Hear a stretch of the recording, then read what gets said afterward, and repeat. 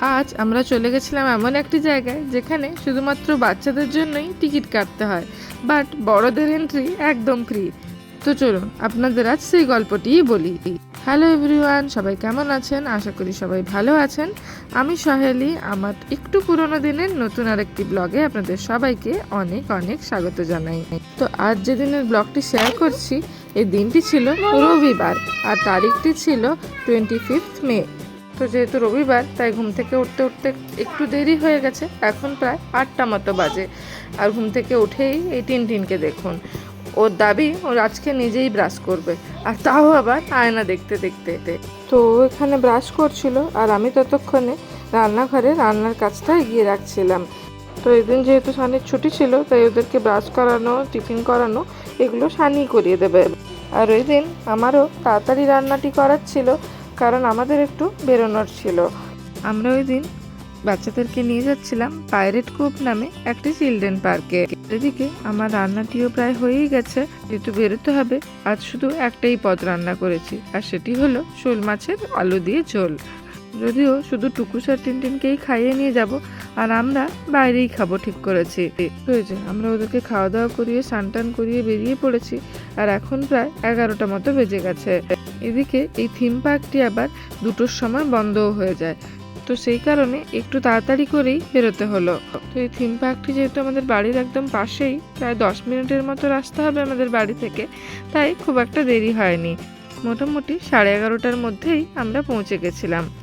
তো এই children পার্কটির main ব্যাপার হলো, এই পার্কটিতে ঢোকার জন্য শুধুমাত্র বাচ্চাদেরই টিকিট কাটতে হয়, আর সেটি হলো পার হেড $15 করে। বাট বড়দের মানে বাচ্চাদের পেরেন্টসদের কোনো টিকিট লাগে না। অ্যাকচুয়ালি এই পার্কটি চিলড্রেন্সদের ছোট্টখাটো অ্যামিউজমেন্ট পার্ক বলতে পারেন। পার্কটি একটু ছোট্ট বাট বেশ সুন্দর করে সাজানো। যেহেতু পাইরেট কোভ নাম, তো এটি পাইরেট অফ ক্যারিবিয়ানের মতো থিমে সাজানো। আর এখানে যে রাইডসগুলো আছে সেগুলো শুধুমাত্র বাচ্চাদেরই জন্য। তো যেহেতু পার্কটিতে বাচ্চাদের ছাড়া বড়দের কোনো রাইডই নেই, তো সেই কারণে এই পার্কটিতে ঢোকার জন্য শুধুমাত্র বাচ্চাদেরই এন্ট্রি ফি দিতে হয়। তো পার্কটিতে ঢুকেই আমরা একটু পার্কটিতে ঘুরে দেখছিলাম। তো টুকুসকে নিয়ে যাচ্ছিলাম একটু স্লাইড করাবো বলে। তো এখানে একটি বড় স্লাইড আছে, এই স্লাইডটিতে টুকুসকে করানোর জন্য আমরা নিয়ে এসেছিলাম। আর এদিকে আমাদের সাথে আমাদের বন্ধুর ফ্যামিলিও এসেছেন, তাদেরকে আপনারা অনেকবারই আমার ব্লগে দেখেছেন। তো সেই কারণে পার্কে ঢুকেই টিনটিন তার ডুগু দাদাকে পেয়ে একসাথে পার্কে খেলছিল, আর আমি আর সানি এসেছিলাম টুকুসকে এখানে স্লাইড করানোর জন্য। এই দেখুন স্লাইডটা কত বড়, যেহেতু অনেকটা বড় স্লাইড, এই স্লাইডটাতে একা বাচ্চারা স্লাইড করতে পারবে না, তাই টুকুসকে নিয়ে ওর বাবাই গেছে একসাথে স্লাইড করবে বলে। তো এইরকম দু একটা জিনিসে বড়দেরকেও অ্যালাউ করে, কারণ এত বড় স্লাইডে অনেক সময় বাচ্চারা ভয় পেতে পারে। তো সেই কারণে টুকুসকে নিয়ে ওর বাবাই স্লাইড করাচ্ছিল, যাতে টুকুস একটু মজা পায়। টুকুস আবার নতুন নতুন জিনিসপত্র দেখলে প্রথম দিকটাতে একটু ভয় পায়। পার্কে দোলনা, স্লিপ এসবে খেলেছে, বাট বিভিন্ন রকম রাইডসগুলো ও দেখেনি খুব একটা। তো সেই কারণে ও খুব একটা স্বাচ্ছন্দ্য বোধ করছিল না, একটু ভয় পাচ্ছিল। তো ওকে একটু ফ্রি করানোর জন্য ওর বাবা ওকে নিয়ে গেছিলো এই স্লাইডটি করানোর জন্য। তো এখানে স্লাইড করার পরে টুকুসকে এখানে নিয়ে এলাম এই বোর্ডটিতে টুকুসকে বসাবো বলে। এই বোর্ডটিতে আবার কোনো বড়রা অ্যালাউড নয়, তো এটা শুধুমাত্র বাচ্চাদের বসার জন্যই। তো এখানে দুটি প্যাডেল মতো দেওয়া আছে হাতে, তো এটা কি ঘোরাতে হয়। যদিও টুকুস ওটা করতে পারছিল না, বাট ও যেহেতু জল খুব ভালোবাসে, তাই বোটে গিয়ে বেশ মজাই পাচ্ছিল। আর এখানে কয়েকজন আছেন যারা করতে পারছে না, তাদেরকে হেল্প করার জন্য। এই যে এনারা সবসময়ই এখানে ঘুরে বেড়াচ্ছেন, যেসব বাচ্চারা এইভাবে প্যাডেল করতে পারছে না তাদেরকে হেল্প করার জন্য।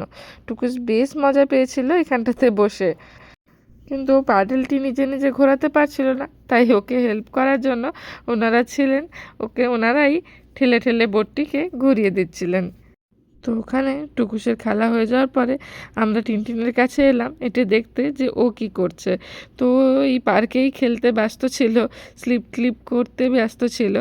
আর এই স্লিপটি দেখুন পুরো ড্রাগনের মতো শেপে তৈরি। তো এইগুলোই করতেও ব্যস্ত ছিল, আর ওদেরকে দেখার জন্য সৌভিকদা তো ছিলই সঙ্গে। তো সেই কারণে আমরা একটু নিশ্চিন্তে টুকুসকে নিয়ে ওই দিকটাতে গেছিলাম।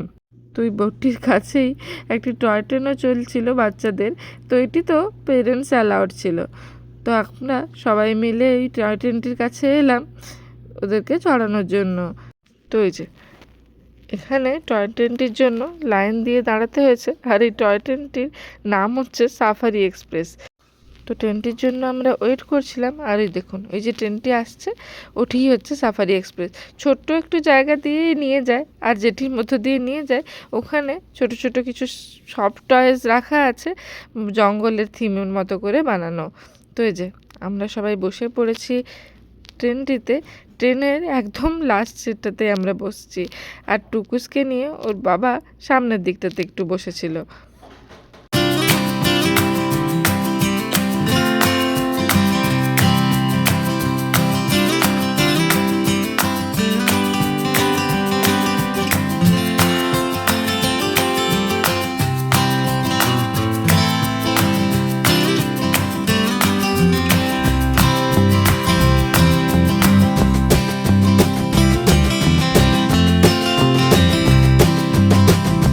ট্রেনটির পরে আমরা বাচ্চাদেরকে নিয়ে আবার ওই বোটটির কাছে এলাম। ডুগুসের এত পছন্দ হয়েছিল যে ওই বোটটিতে আবার চড়তে চাইলো, আর এদিকে ডুগু আর টিনটিন কেউই এই বোটটিতে চড়েনি, তাই ওদেরকেও চড়ানোর জন্য একসাথে ওই বোটটির কাছে আবার নিয়ে এসেছিলাম।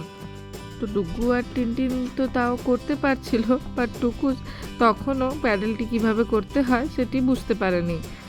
আর এই বোটে টিনটিনকে দেখুন। এদিকে এসো বাবা, আমি এদিকে। তো বাচ্চারা পার্কটিতে বেশ মজাই করছিল, বাট পার্কটি খুবই ছোট, মাত্র 10 মিনিটই হয়তো লাগবে পুরো পার্কটি ঘুরে উঠতে। দু একটি রাইড অবশ্য আরও আছে যেগুলো তখনও ওরা করেছিল না, তো সেগুলোতে আমরা পরে ওদেরকে নিয়ে গেছিলাম, কিন্তু তার মাঝে ওদেরকে একটু খাইয়ে নিচ্ছিলাম। যেহেতু অনেক তাড়াতাড়ি লাঞ্চ করে ওরা বেরিয়েছে, তাই এতক্ষণে ওদের খিদে পেয়ে গেছিলো, সেই কারণে ওদের একটু খাইয়ে নিচ্ছিলাম। এখন প্রায় 1টা মতো বেজে গেছে।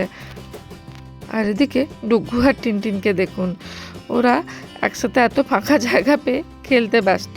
এই জায়গাটা বেশ উঁচু নিচু, তো সেই কারণে দৌড়াতে দৌড়াতে একটু পড়েও যাচ্ছিল টিনটিন, বাট বেশ মজা করছিল ওরা এখানে খেলতে পেরে। তো এখানে ওদেরকে একটু খাওয়া দাওয়া করিয়ে নিয়ে আমরা এবার আস্তে আস্তে এখান থেকে বেরিয়ে যাচ্ছিলাম, কারণ আমাদেরকেও বাইরে কোথাও লাঞ্চ করতে হবে, আর ওদেরও দু একটা যা রাইড আছে ওগুলো চড়িয়ে নিয়ে আমরা বেরিয়ে যাচ্ছিলাম। তো বাকি যে রাইডগুলি ছিল সেগুলো একদম বেরোনোর মুখটাতেই ছিল, তো সেই কারণে আমরা ওদেরকে নিয়ে বেরিয়েও যাচ্ছিলাম, আর বেরোনোর মুখটিতে যেহেতু এই রাইডগুলি পড়বে, তো সেই রাইডগুলি তখনই ওদেরকে করিয়ে নেব বলে চলে যাচ্ছিলাম। আর এখানে দেখুন কি সুন্দর আকাশ দিয়ে প্লেন উঠতে দেখা যায়, তখন থেকে কত যে প্লেন দেখলাম তার ঠিক নেই। তো এই যে আমরা চলেই এসেছি একদম বেরোনোর মুখে।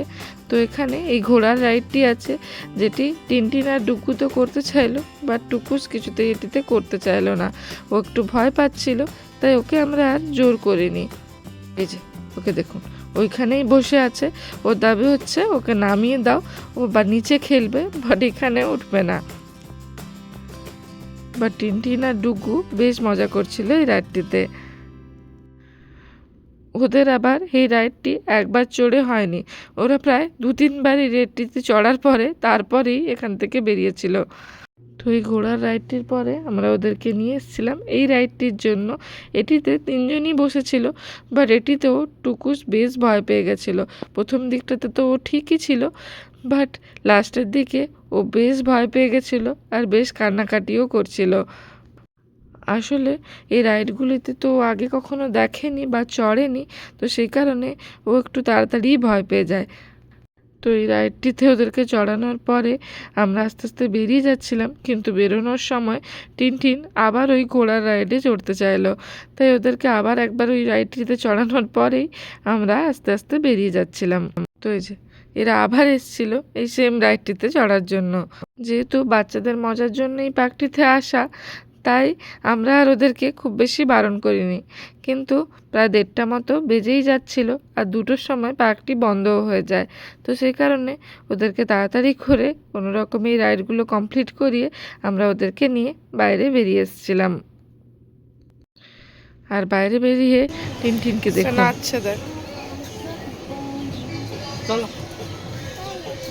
হয়েছে আমরা বেরিয়ে এসেছিলাম পার্ক থেকে। তো এখান থেকে আমরা যাচ্ছিলাম একটি রেস্টুরেন্টে। তো আমরা একটি মেডিটেরিয়ান রেস্টুরেন্টে গেছিলাম। এই নাপ বলে রেস্টুরেন্টটাতেই আমরা লাঞ্চ করেছিলাম ওই দিন।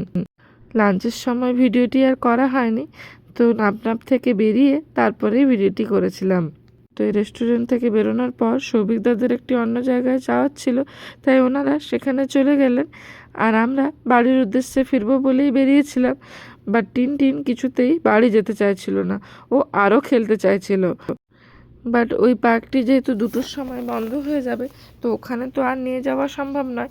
কিন্তু টিনটিন কিছুতেই বাড়ি যাবে না, ও বড্ড বায়না করছিল যে ওকে আবার একবার পার্কে নিয়ে যেতে হবে। আর এখন প্রায় 2:30টা মতো বেজে গেছিলো। তাই আমরা একটি এমন পার্ক খুঁজছিলাম যে পার্কটিতে এই রোদের সময়ও রোদ পড়বে না, বাট বেশ ছায়া ছায়া থাকবে। ওরকম জায়গা হলে ওরা খেলতে পারবে ভালো মতো, কারণ এই টাইমটিতে রোদটি বেশ চড়া ছিল। তো খুঁজতে খুঁজতে এই একটি পার্ক পেলাম, যেটা এই যে নর্মাল পার্কগুলি হয় সেরকম নর্মাল পার্ক। ওই একটি দোলনা, স্লাইড এগুলোই থাকে, যেরকম নর্মাল পাড়ায় পাড়ায় পার্কগুলি হয় ওরকমই। বাট এই পার্কটিতে আমরা এর আগে কখনো আসিনি। এই পার্কটিতে দেখলাম বেশ অনেকটা জায়গা বেশ ছায়া ছায়াই আছে, যেখানটাতে বাচ্চারা খেলতে পারবে আর ওদেরকে চড়া রোদটা লাগবেও না। তো আবার একটি পার্ক পেয়ে টুকুস টিনটিনের খুশিটি দেখুন।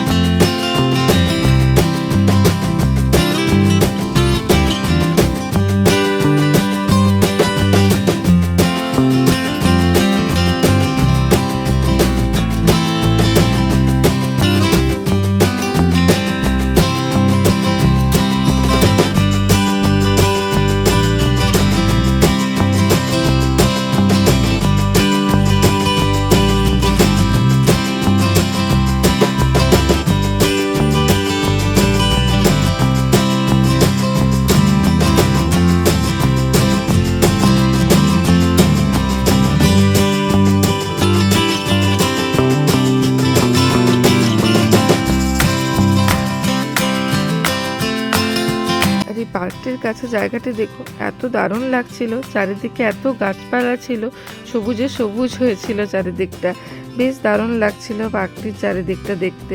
আর এদিকে টুকুস টিনটিনকে দেখে আমারও ইচ্ছে হলো যে আমিও একটু দোলনায় দুলি।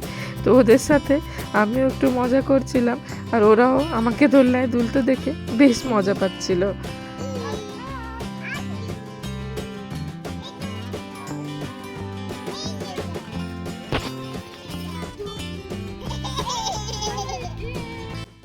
তো এরা তো পার্কটিতে খেলছিল, আর এই পার্কটির চারিদিকটা এত সুন্দর ছিল। তো এখানে ইচ্ছে হলো কয়েকটা নিজের ফটোও তুলি। তো সেই কারণে ওরা ওখানে খেলছিল, আর আমি এদিকে কয়েকটা ফটো শ্যুট করে নিচ্ছিলাম।